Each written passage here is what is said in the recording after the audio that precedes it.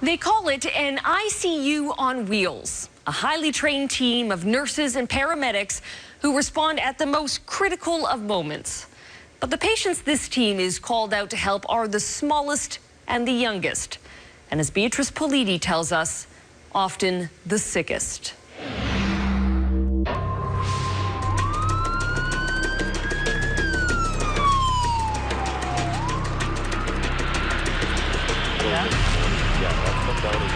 Okay. Every day, in the air and on the ground. It's a delicate dance between calm and chaos. Okay, everybody buckle. Hope and fear. Families entrusting the lives of their tiny loved ones to people they've never met. Could you call the ICU and let them know we're coming? Jonathan Lee and Jody Wingfield, Mary Wagner and Laura Cercato. They're not like 911 paramedics. Only hospitals can call this highly trained pediatric response and transport unit called Ornge. We're prepared to take care of the sickest of the sick. I'm sorry, my buddy. I know, buddy.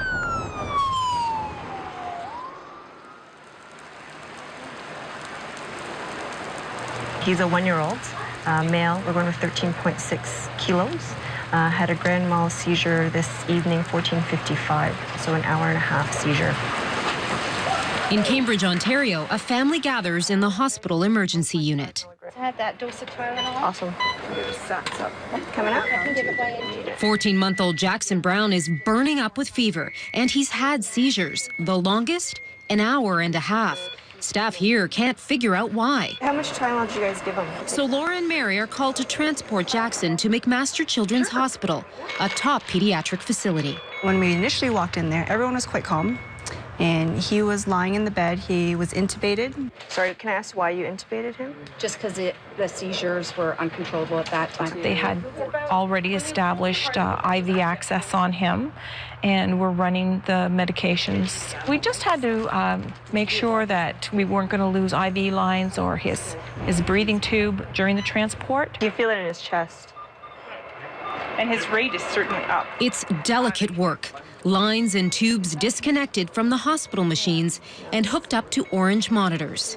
That's a challenge, to keep yourself calm and to bring calmness to what is most often chaos. Looking on are Jackson's worried parents. Have they kind of updated you as to what's been happening with him? This is just as much of the job as needles and IV tubes, letting parents know what's happening and why. When you keep the parents updated and just keep them informed and let them know what's happening, what's going on, they tend to do quite well. As a mother, Mary understands a parent's anguish and fear. I guess it gives me an ability to relate to the pain and to the joy when a child recovers and you see in the parents' eyes, and that's a very happy thing. So 1, 2, 3. Mary and Laura buckle Jackson in. He's about to face the risky part of the journey. Okay, Peanut. For this parent, there's little to do but watch and hope. Wherever and whenever they're needed, Ornge is there. Tonight, the team's traveling from one end of the province to the other to bring little Isabella Miranda to Ottawa. She has pneumonia and nothing seems to be working. I think she'd had 5 different types of antibiotics, and none of them have cleared up her pneumonia, and she had developed a big collection of fluid, inside her chest. Isabella is fighting for every breath. She's basically working on 1.5 lungs right now instead of 2.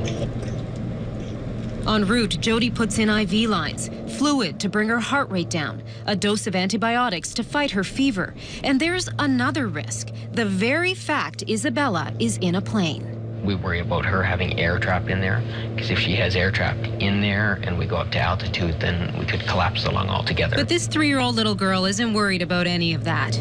She was really excited because the last time she went on an airplane, it was to Disneyland. So I think she was half holding out that we'd get out at Disneyland when we landed, but yeah. It's not Disneyland when they land, but it is the Ottawa Ornge team. Good evening. How are you doing? For these teams, every patient is a new story, a new memory. Had a great game of peekaboo going in the plane. Isabella doesn't speak English, but like all children, she understands the language of caring and comfort. How much is that a part of the job? It's huge. It's huge. I mean, it takes more time, but it makes it so much more worth it, both for the patient and for us. On the 20-minute ride to hospital, Isabella's breathing is very shallow and painful. When they arrive, John briefs the staff on Isabella's case. So her white count has stayed up. Her hemoglobin's starting to come down. It's like 95. In this field, personal connections happen quickly. But for tonight, the team's job is done. She was a great patient. She was a trooper.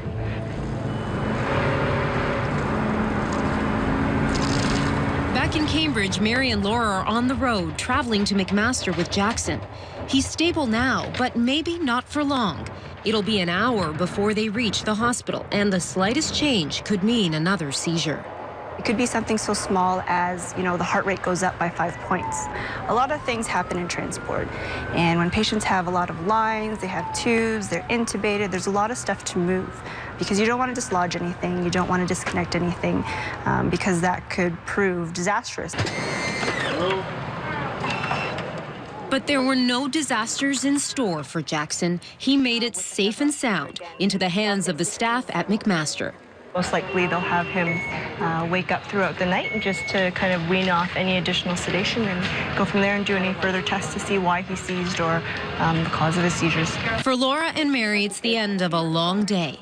Have a good night, guys. Almost, anyway. So, Mom, he did well. Yeah, he just slept the entire time, and he's got his eyes open in there, so I'm assuming he'll wake up with a vengeance soon. And this is where the Ornge teams leave the picture. Their work is done. Most times, they never know what's happened to the tiny lives they've helped save. Sometimes you do feel quite incomplete if you don't know, what the rest of the story is. It'd be nice to know and be able to follow up with everybody, but it's not possible.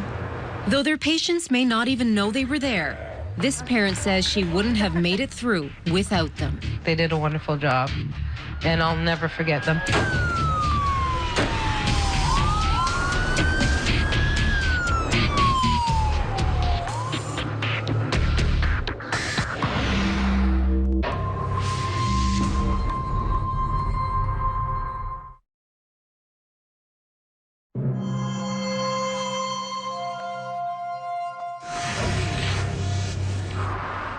For more on tonight's stories, head to our website at global16by9.com. We leave you with unique images through 16by9's eyes of the economic protests that arrived in Canada this week. I'm Carolyn Jarvis. Thanks for watching and have a great weekend.